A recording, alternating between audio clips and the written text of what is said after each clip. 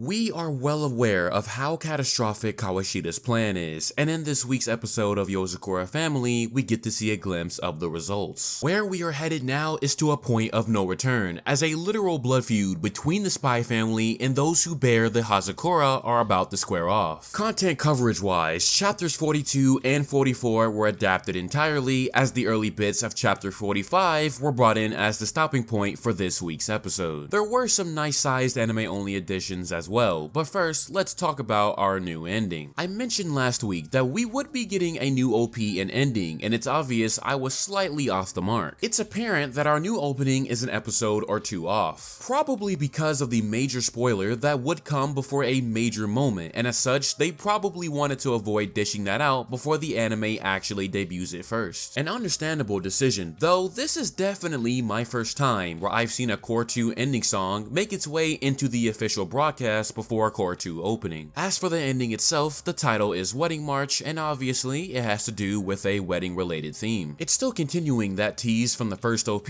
and this time going with the means of a puppet show rather than the pixelated game format. A great song and nice visuals, and for those who are concerned about some content pertaining to the ED not getting adapted, don't be surprised if they decide to push it out towards the finale of season 1 as a stopping point. I do have some ideas as to why this may be the case, but we'll cross that bridge when we arrive. As for the episode itself, we are immediately met with an anime-only edition this week, with Mutsumi having a recollection of the past. Except this time, she is held by a mysterious man who clearly knows of her, but for us, not quite yet. I'm sure that you could probably put two and two together regarding their relationship, but again, for the sake of my anime-only crowd, we will cross that bridge when we get there. What's important to note is that whoever this is working with Kawashida, and they are not alone either. We have some new antagonists for major fights coming up, but for now, we merely know that they exist and will not get the full showcase quite yet. Looking at the rest of the additions, we get to see that Taiyo is doing some digging based off the data he got last week, and that points him to the Dandelion Hotel. Now, this addition, from my perspective, was implemented to help streamline the entire pursuit of information for Kawashida at the cost of cutting out chapter 43. It also ties into the post-training conversation with Kyoichiro as well, but if you would like to go back and see what the original context was, by all means, chapter 43 is your place to be. Taking into account of pacing and where they want to stop the season, these things happen and critique is more than fair. Now, getting into chapter 42, we arrive at a little brotherly bonding, or at least that's what would happen if life was normal. The threat level of this upcoming mission is no laughing matter, and as such, Kyoichiro's got one objective, and that's to test Taiyo's mettle, setting him up on a bounty, fighting multiple combatants at once, disabling torpedoes. All of it is to see what Taiyo can do in such an intense environment. A point to note is that it was mentioned that Taiyo has been able to pull ahead in various moments because of his self-sacrificial nature, but from here on out, willing to take the major hit isn't going to cut it. What matters is coming out on top regardless of the odds, and as his combat progression continues to climb towards the next level, it's all about the type of spy Taiyo is that defines his capabilities. Again, feel free to go back and read chapter 43 if you would like to see how the original developments still point towards Kawashida. The second half of the episode cuts down on some of the extra busy work Taiyo was having to do as an undercover employee and focuses on the bigger picture at hand regarding Kawashida. We still get to see him getting slammed out the elevator and even knocked off a building, but for Mutsumi's sake, these are nothing but bumps in the road. Thankfully, one of his good characteristics is being resourceful, as the information he picks up about bringing a pet back up to a room gives him an idea in order to sneak in. From here, we pull on over to Kawashida side, and this week we are also introduced to one of the guards known as Noen. Clearly heavy on the muscle, but what got our attention was a small pouch Kawashida was holding. In the earlier phone call between Kawashida and our mystery man, we were teased that something would be used in the event that an opportunity regarding Taiyo happens again, which of course falls right into place. Naturally, Kawashida has zero plans to stick around, and as such, leads into the start of Taiyo versus Noen. What comes right at the start makes things even more complicated, as we learn that the pouch contained a dosage of Yozakura, aka a doping agent that mimics the Yozakura family's blood. Last week, we learned what was needed to reach large-scale results, and this week we are starting to see some worst-case scenarios happen. Even so, you have to ask yourself, who is serving as the basis for this? Because even as a mimic, there has to be some blood that is relatively close to the original originals being provided. Yet, as far as we know, there isn't anybody alive that should be doing so. More avenues into the mystery, but for right now, Taiyo just needs to survive this fight. Clearly easier said than done, with both Ye destroyed and punched back into the wall in a heartbeat. Kyoichiro was not lying when he said that the stakes are moving up a notch, and in a battle of physical strength, he is not the one that can simply overpower Noen. Thankfully, Shinzo is one who is better suited to the task, and his arrival comes in at a crucial time. Set up in another anime-only edition, the fight now turns to a 2v1. As a form of critique, they did dumb down the shots put into Noen, as the manga had multiple weapons coming from the trash can. Regardless if the same result would have been reached, Shinzo is an arms master and craftsman, so moments like this show just how complex his designs can be. With that being said, he's come locked and loaded, and arguably at his most serious moment yet. We've seen how competent he is when he does have the right tools, but this time, having injured family on the field, it's getting a bit more personal. The episode concludes on this cliffhanger, serving as our kickoff for Core 2. If there is one imperative thing you must remember going into next week, it's that our mystery man is currently present at the hotel. What his objective may be, my anime-only crowd, you'll just have to wait and see, but what I will say is that based on the upcoming episode title, next week is probably going to be the biggest episode of the entire first season, and is why the opening was held off till now. I'm expecting a lot of cool things come next week given the build-up, and what's coming up next is truly when I knew I wanted to be on board for the long term of the story. So yeah, please look forward to next week, and hopefully it won't disappoint. With all that being said, another solid episode for Yozakura family, going straight into the action between the two sides of the Yozakura versus the Hazakura, kicking into round 2 come next week. I'm looking forward to the upcoming opening dropping soon, and hopefully the visuals manage to be a huge step up coming off the first. It won't be long before we push into volume 6 content, and believe me when I say that the best has yet to come. With that, ladies and gentlemen, is going to bring me to the end of this week's review. As always, thank you very much for watching, and thank you very much for 5K subscribers. Of course, leave all your thoughts about today's episode and the upcoming content in the comments section down below. Be safe out there until next Sunday for episode 15.